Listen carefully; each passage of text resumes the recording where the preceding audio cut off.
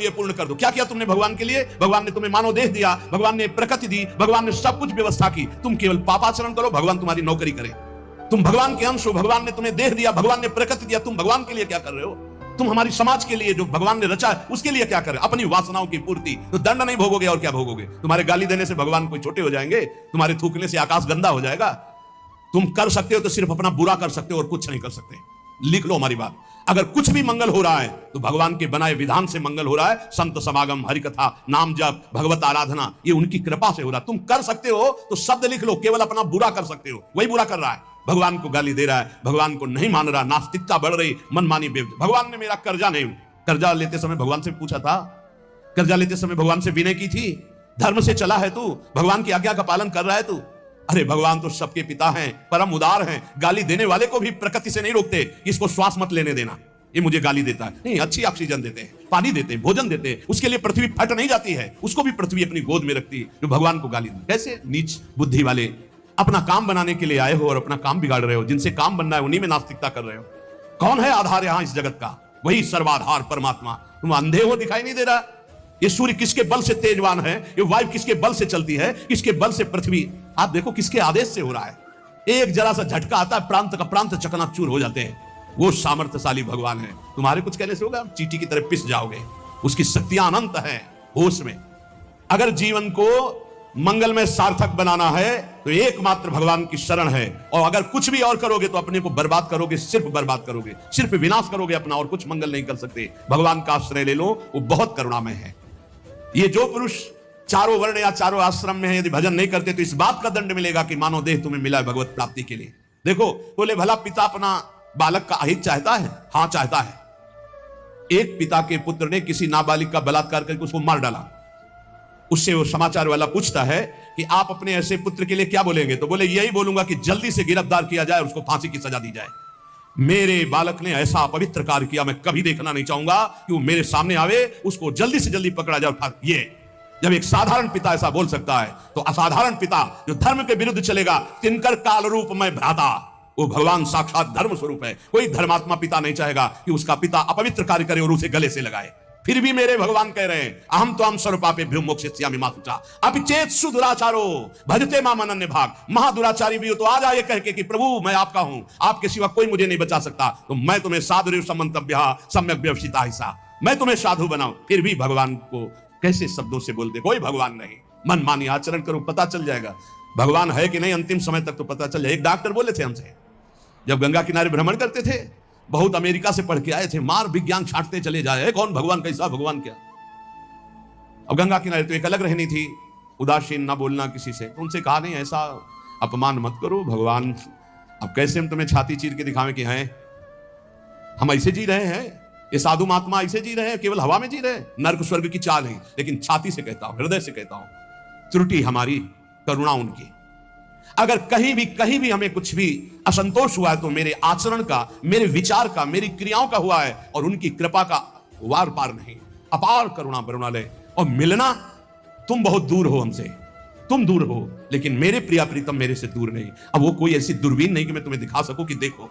ये हम कोई प्रमाण तुमसे नमस्कार नहीं चाहने के लिए कह रहे, ये इसलिए कह रहे कि प्रभु कितना प्यार करते, तुम्हें कैसे बताऊं।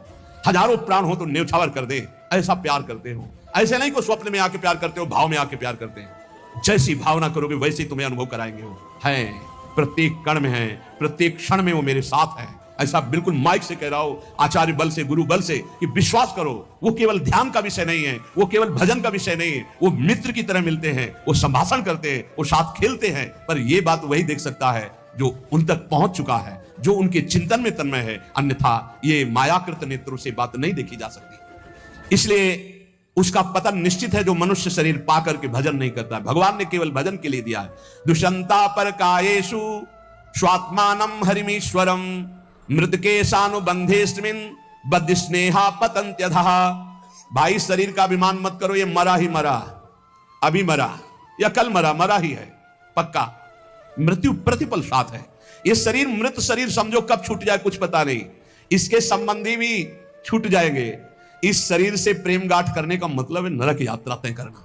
इसलिए इससे ज्यादा प्यार मत करो। इसे खूब कई बार हमने प्रार्थना की साधकों से, इस शरीर को ऐसा समझो जैसे कंजूस मालिक बेईमान नौकर से काम लेता है, ऐसे ले इससे। इसको छूट दे दी तो ये पूरी की पूरी जिंदगी बर्बाद कर दे। इसे बेईमान जैसे नौकर ना हो। ईमानदार नौकर अपने आप काम करता है, ये अपने आप नहीं करेगा। बेईमान नौकर जो आराम करना चाहता है लगाओ काम में, 4 घंटे 124 घंटे में 20 घंटे इसको संसारिक काम, साधना के काम, भजन कार्य, आनंद समेट लो। यहां कमाने आए हो, यहां कोई तुम्हारा घर नहीं, कोई मकान नहीं, कोई दोस्त नहीं, कोई परिवार नहीं। ये परदेश है स्टेशन जैसा, तुम्हारी टिकट कटी भागे, पूछोगे भी नहीं ये पत्नी तुम कैसे रहोगे, ये बच्चों तुम कैसे रहोगे, नहीं चले गए, दोबारा कभी देखने को नहीं मिलेगा, न तुमको वो न वो तुम्हें, कभी नहीं मिलेगा। ये ऐसा माया का जादू का खेल, सत्ता ही खत्म हो जाती है। इसलिए हे भाई, इस शरीर में रहने वाले अपने स्वरूप को जान लो और किसी से भी द्रोह मत करो। वो मूर्ख हैं जो इस अपने शरीर को तो अमर मानते हैं, दूसरे शरीरों को मारकर खाते हैं। वो मूर्ख हैं जो इस अपने शरीर को तो अमर मानते हैं, दूसरे शरीरों को मारकर खाते हैं मांस। देख लो, ये ऋषि मुनियों की वाणी है। आत्मस्वरूप को पहचान लो, वही आत्मा चीटी में, वही सर्वत्र भगवान है। वो मूर्ख हैं जो अपने शरीर को आत्मा मानकर पोषण करते हैं, दूसरे शरीरों की हत्या करके उनका मांस खाते हैं। बोले हम हत्या नहीं करते, हम तो दुकान से ले आते हैं, तो बराबर फल मिलता है। कर्ता, प्रेरक, अनुमोदन, तीनों को बराबर पाप मिलता है। एक जो काट रहा है, एक जो खरीद के ला रहा है, और एक जो बनाकर पका करके खा रहा है, खवा रहा है, तीनों को नरक बराबर दंड मिलेगा। कर्ता, प्रेरक, अनुमोदन। ये कैवल्यम संप्राप्ता ये चातातिश्च मूढ़ताम त्रैवर्गिका क्षणिका आत्मानम घातयन्ति ते। जो लोग ये भगवत प्रदत्त शरीर प्राप्त करके कैवल्य परम पद प्राप्त नहीं कर लेते और ज्ञान बगाड़ते रहते हैं, वो पूरे ज्ञानी भी नहीं है और पूरे मूर्ख भी नहीं है। उनकी बड़ी दुर्दशा होती, ना इधर के रहते ना उधर के रहते, मजरे ढो। सदैव वो अर्थ, काम, वासना इन्हीं में फंसे रहते हैं। एक क्षण के लिए उनको चैन शांति नहीं मिलती।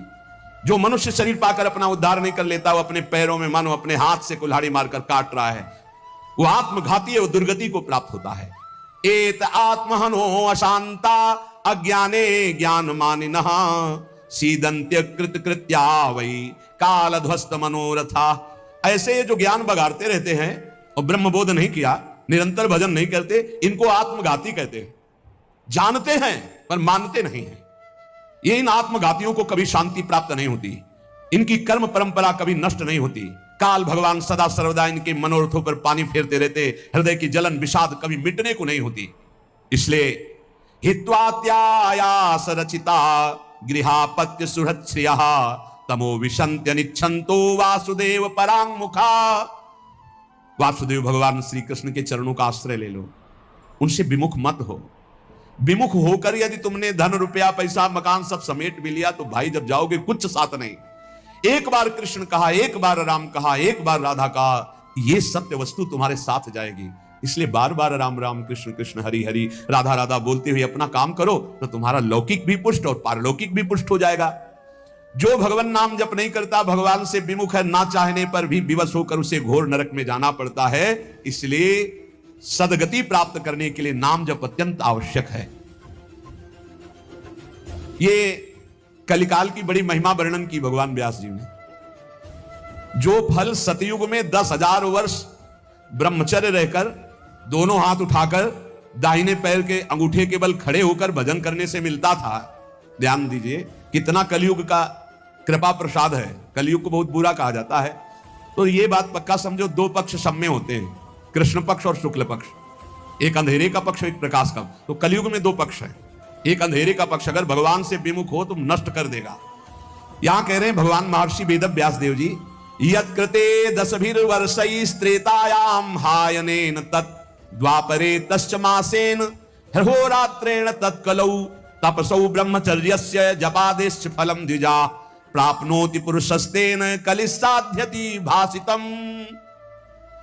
सतयुग में 10,000 वर्ष ब्रह्मचर्य से रहकर, दाहिने पैर के बल अंगूठे के खड़े होकर, दोनों हाथ उठाकर मंत्र जपने से जो फल मिलता था, वह त्रेता में 1 वर्ष ऐसी साधना, द्वापर में 1 मास 1 महीने, और कलयुग में 24 घंटे नाम कीर्तन करने से वो फल प्राप्त हो जाता है।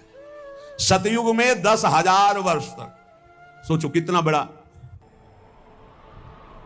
कलयुग जैसा कलयुग समझुग आन नहीं, जो मन कर विश्वास, जो नर कर विश्वास। बहुत बड़ा लाभ कलयुग। 24 घंटे नाम कीर्तन से फल मिलेगा, जो बड़ी बड़ी तपस्याओं से, बड़ी बड़ी साधनाओं से। बोले सतयुग बहुत श्रेष्ठ है, द्वापर त्रेता बहुत श्रेष्ठ है, हमें लगता कलयुग बहुत श्रेष्ठ है। धन्य है कलयुग जो 24 घंटे नाम कीर्तन से वो हजारों वर्ष की तपस्या का फल प्राप्त करा दे। भगवान व्यासदेव जी कहते हैं मैं कलयुग की पूजा करता हूं, मैं उसे सर्वश्रेष्ठ कहा कि सतयुग में ध्यान, त्रेता में यज्ञ, द्वापर में देवार्चन, ध्यायन कृते यजन यज्ञ त्रेतायाम द्वापरेर्चयन यदापनोति तदापनोति कलौ संकीर्त केशवम। जो सतयुग में ध्यान से, त्रेता में यज्ञ से, द्वापर में पूजा करने से मिलता था, कलयुग में केवल नाम कीर्तन से फल मिल जाता है। इसीलिए नाम संकीर्तनम यस्य सर्व पाप प्रणाशनम। कलयुग में सबसे बड़ी साधना नाम जप करो, नाम कीर्तन करो, लीला चरित्र गाओ, लीला चरित्र सुनो। जो इस कलयुग में अपना कल्याण नहीं कर पाया तो फिर और युग में कल्याण करना बड़ा कठिन। अंगूठे के बल खड़े होकर देखो, कई मिनट खड़े रहोगे। ऐसे उपमन्यु आदि बड़े बड़े महात्माओं के चरित्र आते हैं, हजार हजार वर्ष, 10-10 हजार वर्ष ऐसे। अरे यही सौभरी ऋषि यमुना में डुबकी लगा के भजन करके देखो, कई मिनट करोगे। जल को स्तंभित कर दिया, समाधिस्थ हो। ऐसे महात्मा, अपने लोग महात्मा कहते हैं अपने को। डुबकी लगा के 2 मिनट नहीं रुक सकते नीचे, वो समाधिस्थ है। मछली को देख के 50 ब्याह करते हो, तुम मोबाइल में देख के क्या करोगे, तुम्हारे क्या होगा। इसीलिए बहुत होश में, कलयुग में बहुत महानता है भगवत प्राप्ति की, बहुत सुविधा है भगवत प्राप्ति की, तो होश में हो जाओ तो। पर ये होश रहने नहीं देता। ये किसके होश उड़ाता है, इसका प्रवेश कहां है, बता चुके कई बार। मदिरा पान करने वाला, मांस खाने वाला, पराई स्त्री से व्यभिचार करने वाला और स्वर्ण चोरी करने वाला, जुआ खेलने वाला, छल, झूठ, कपट, रजोगुण, ये सब इसके स्थान है। नाम जप करो, पवित्र भगवत प्रसाद पाओ। कहां कलयुग है, आनंद ही आनंद। बोलो यहां कितनी देर कलयुग लगा तुम्हारे ऊपर, आनंद ही आनंद है। कलयुग समझुग आन नहीं, जो नर कर विश्वास, गाय राम गुण गण विमल भवबिन तरई प्रयास। कितना बड़े कलयुग, केवल नाम आधारा, कोई बात और हो ना हो। राधा राधा राधा पार हो गए, हो राधा राधा राधा पार हो गए। सुखस्यांतरम दुखम, दुखस्यांतरम सुखम, पर्यायेणोपसर्पन्ते नरम नेमिमरा इव। भाई जैसे रात के बाद दिन आता है, दिन के बाद रात आती है, ऐसे तुम सुख में हो तो दुख आने वाला है, तैयार हो जाओ। और दुख में हो तो सुख आने वाला है। सुखम शांतरम दुखम, दुखश्यांतरम सुखम, भगवान व्यासदेव जी कह रहे हैं। ये पक्का तुम्हारे पूरे जीवन क्रम लगा रहेगा, क्योंकि तुम्हारा प्रारब्ध रच चुका है। सुख के बाद दुख, दुख के बाद सुख, ऐसा चलेगा। ये चक्र की तरह चलता रहता है। इसलिए तुम सुख में भूलो नहीं और दुख में प्रभु को भूलो नहीं। नाम जप निरंतर करो तो सुख दुख से परे हो जाओगे। जातस्य नियतो मृत्यु पतनम च तथोन्नते, विप्रयोगावसानस्तु संयोगा संचयः क्षयः, विज्ञायना बुधा शोकम न हर्षमुपयान्ति ये, तेषामेवेतरे चेष्टां शिक्षन्ता सन्ति तादृशा। हे भाई मेरी बात सत्य मान लीजिए।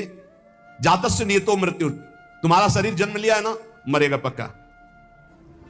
कल एकांतिक में एक भाई से पूछा, प्रश्न कर रहे थे, भाई तुम्हें कभी आता है कि मरोगे? बोले नहीं। हमारा सत्संग सुनना रोज मिलेगा ये आपको। सत्संग में एक बार तो रोज आएगा कि तुम मरोगे, नहीं आएगा? रोज आता है। आपका तो अभ्यास बन गया होगा सुनने का कि मरने वाली बात तो रोज आती है। यही हमको संभालेगी, क्योंकि जाना है। जो संभलते नहीं हैं वो लड़खड़ा के गिर जाते हैं। रोज संभलना है, मरना है। जातस्य नियतो मृत्यु पतनम च तथोन्नति। अगर शरीर जन्मा है तो मरेगा आज, नहीं तो कल तैयार हो जाओ। जाना है, जाना है। अब कब जाना है पता नहीं है।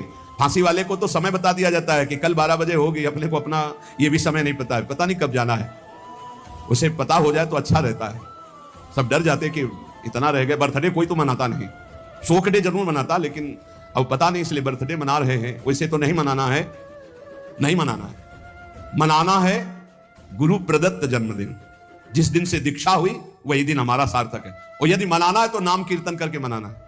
बर्थडे कैसे मनाया जाता है जानते हो? प्रिया प्रीतम को विराजमान करो, श्रृंगार करो, ब्याहुला करो और रात भर कीर्तन करो और खूब सबको पकवान पवाओ और जय जयकार लगाओ। हम कह रहे रोज बर्थडे मनाओ, बहुत बढ़िया है भैया। इस तरह का बर्थडे, इस तरह का बर्थडे। खोल रहे हैं शराब, गंदी गंदी सब खान पान और नाच रहे हैं, और ये कोई बर्थडे? समय नष्ट कर रहे हैं। कितना कीमती, राधा राधा राधा, कितना कीमती समय आप कैसे नष्ट करोगे? बहुत लोभ लगता है। इतना कीमती, एक श्वास खरीद नहीं सकते 50 वर्ष की कमाई में। 50 वर्ष की कमाई की जो श्वासें तुमने व्यर्थ की, सब श्वासों के द्वारा जो आपने धन एकत्रित किया, एक श्वास नहीं खरीद सकते। ऐसा कीमती श्वास राधा राधा।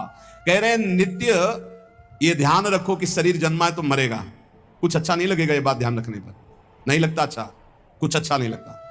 बस यही लगता है कि एकांत हो जाए, कितना भजन कर ले, बस यही सार्थक है। जीवन की सार्थकता, नाम जप कर लो, मरना है यार, कोई साथ नहीं जाने वाला।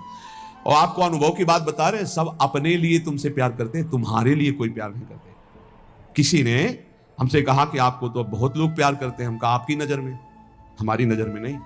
वो कहा क्यों, आपको ऐसा क्यों नहीं लगता? हम कहा हमें इसलिए नहीं लगता कि सब अपने लिए हमें प्यार करते हैं। हमारे लिए तो प्रिया जो प्यार करती है, सिर्फ प्रिया जो, वो हमारे लिए प्यार करती है। सब अपने लिए, हमारे लिए नहीं। हमारे लिए तो प्यार करते तो पहले भी प्यार होता ना, नहीं हुआ। हमारे लिए तो प्रिया जो पहले भी प्यार करती थी, अब भी प्यार करती है, और वो करती ही रहेंगी क्योंकि उनका स्वभाव है ऐसा। संसार का प्यार भगवत समर्पण करने के लिए हमें मिल रहा है। आपका प्यार लिया प्रियाजू के चरणों में समर्पित, हमारे लिए नहीं, हमारी प्रियाजू के लिए। हमारे लिए प्यार सिर्फ हमारी प्रियाजू का है। आप प्यार करते हैं प्रियाजू के लिए, आप प्यार करते हैं, उस प्यार को प्रियाजू के चरणों में हम चढ़ाते हैं। वो प्यार मेरे लिए नहीं, वो प्रियाजू के लिए, जिससे आपको प्रियाजू कृपा करके प्यार करें, आपका दुख नाश करके परम सुख प्रदान करें। तो हे भाई, जिसका जन्म हुआ उसकी मृत्यु निश्चित है, और जिसकी आज उन्नति है कल उसकी मृत्यु, उसका विनाश, उसका पतन, यही खेल है मृत्यु लोक का। ये बात परसों सत्संग में कही थी। पहले ये नहीं था और बाद में भी ये नहीं रहेगा। हे अर्जुन, ये बीच में दिखाई दे रहा है, इसलिए इस पर विश्वास नहीं। कभी भी उन्नति को उन्नति रूप में स्थायी कहीं नहीं पाया गया, वो अवनति में आई। कभी भी अवनति सदैव अवनति नहीं बनी रहती, वो उन्नति को प्राप्त होती। एक चक्र चल रहा है, इसलिए अभिमान मत करो, फूलो मत, निरंतर भजन परायण रहो। मोहाद अधर्मः या कृत्वा पुनः समनुत्तप्यते मना समाधि संयुक्तो नशा सेवते दुष्कृतम। ये जो मोहवश अपने शरीर को अविनाशी मान करके पापाचरण करते हैं, ये सच्चे हृदय से प्रायश्चित कर ले, नहीं तो नष्ट हो जाएंगे। हर पाप बम की तरह जमा हो रहा है तुम्हारा, जब फूटेगा ना बिल्कुल नष्ट कर देगा, किसी काम का नहीं रखेगा। जो जो तुम जान रहे हो कि पाप हो रहे हैं, इनका फटाफट प्रायश्चित कर लो। पाठ के द्वारा, भजन के द्वारा, संत महापुरुषों की सलाह के द्वारा उनको नष्ट कर दो, नहीं वो जब वृक्ष रूप हो जाएंगे तब फिर तुम नष्ट नहीं कर पाओगे। एकाग्रता पूर्वक देखो तुमसे कौन कौन पाप हो रहे हैं, वर्तमान में कौन कौन पाप हुए हैं, उन पापों का क्या प्रायश्चित है, उनका प्रायश्चित कर लो। यथा यथा मनस्तस्य दुष्कृतम कर्म गर्हते तथा तथा शरीरम तु तेना धर्मेण मुच्यते। जैसे जैसे आप जलोगे अंदर से, अरे कैसे पाप हो गया, कैसे, हे भगवान मैं बहुत परेशान हूं, ये नीच मन मुझे बहुत जला रहा, रो लिया, पाप नष्ट हो गया। ड्रामा नहीं, असलियत में जैसे जैसे तुम उस पाप कर्म की निंदा करोगे अंदर से, धिक्कार है, धिक्कार है, कैसे हो गया मेरे से, प्रभु कैसे हो गया, नाथ मुझे बचाओ, ये अंदर जलोगे तो कह रहे हैं वो पाप कर्म नष्ट होना प्रारंभ हो गया। क्यों? तुम्हारा शरीर निर्मल होना शुरू हो जाएगा। और यदि प्रायश्चित नहीं किया तो शरीर दंड मिलेगा। इसीलिए जैसे कोई तुम्हारी निंदा कर रहा है, कोई तुम्हारा अपमान कर रहा है, तुम्हारा मन जल रहा, सह लो, तुम्हारे पाप नष्ट कर रहा है वो। बड़ी कृपा है उसकी हमारे ऊपर कि बिना शारीरिक दंड के वो मन को जला करके हमारे पापों को भस्म कर देता है। यदि आपने प्रायश्चित नहीं किया, आपने पाठ जप तप के द्वारा पाप को नष्ट नहीं किया, तो वो दंड देगा। एक और उपाय बता रहे हैं, यदि विप्रा कथयते विप्राणाम धर्मवादिनाम ततो अधर्म कृतान क्षिप्रम अपराधात प्रमुच्यते।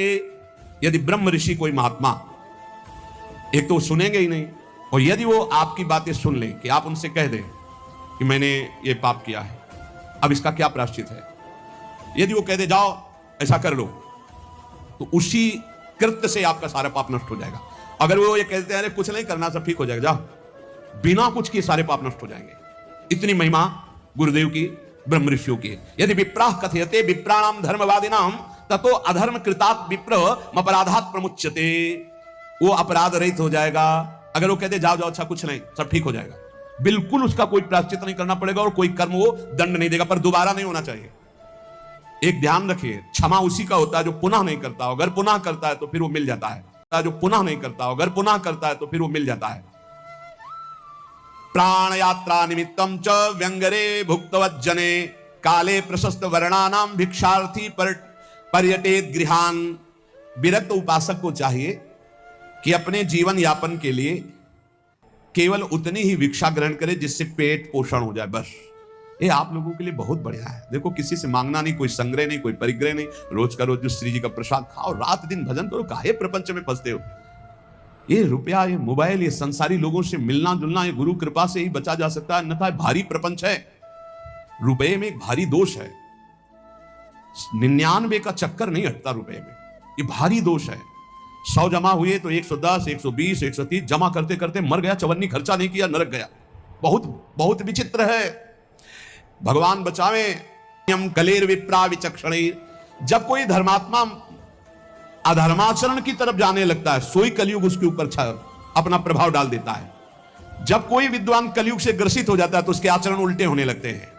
इसलिए पाखंड, शास्त्र विरुद्ध आचरण, संत गुरुदेव की आज्ञा का उल्लंघन, धर्म के विरुद्ध आचरण करने वाले पर ही कलयुग का प्रभाव होता है, अन्यथा नहीं होता। कलयुग के प्रभाव से बचते हुए, निरंतर नाम जप करते हुए इस जन्म में हम भगवत प्राप्ति कर ले। कुछ कमियां सब में होती हैं, वो भगवत साक्षात्कार में ही पूर्ण होती है। जहां भगवत साक्षात्कार हुआ उन कमियों का नाश हो जाता है। इसलिए उपासक को हर कदम जिन जिन कमियों को जानता जाए उनको छोड़ते हुए आगे तन्मयता पूर्वक बढ़े। हमारे दो पक्ष हैं, एक है हम और हमारे गुरुदेव, और एक है हमारी इंद्रियां और मन, माया।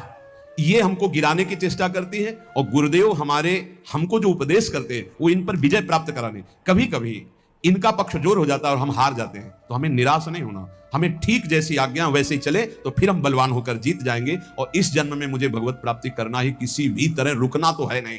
हम चाहे जितना कीचड़ में सन जाए, हमें रुकना नहीं, हमें चलना ही चलना है। क्योंकि ये शरीर छूटा तो अब और किसी शरीर में भगवत भजन बने ऐसी कोई संभावना नहीं। बड़ा डर लगता है। अब इस शरीर से भजन करके भगवत प्राप्ति करना ही है। इसलिए सबसे प्रार्थना है, भजन का तात्पर्य है नाम जप, राधा राधा राधा। कोई पैसा नहीं लगता, कोई मेहनत नहीं, धीरे धीरे जबानी लाओ, राधा राधा राधा, अपना कार्य करते रहो, इसी से भगवत प्राप्ति हो जाएगी। श्री राधा।